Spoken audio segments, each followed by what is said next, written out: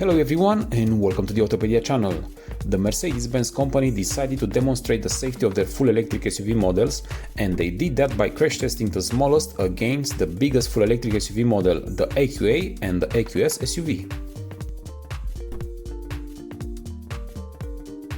With a total length of 5 meters and 12 centimeters, the EQS SUV is 66 centimeters longer than the smaller EQA, and the most important, has a weight of 2.7 tons, which is almost 700 kilos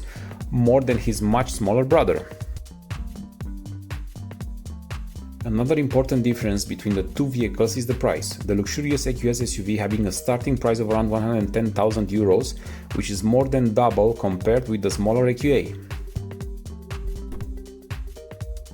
And now, as a conclusion, we can see that despite of the size and the weight differences between the both full electric SUVs, the Mercedes-Benz company could demonstrate that they can offer similar protection in the same conditions in two different size and weight vehicles. And with that being said, thank you very much for watching our brief video till the end, and if you enjoyed, please hit us with a like and subscribe to our channel for more new upcoming videos.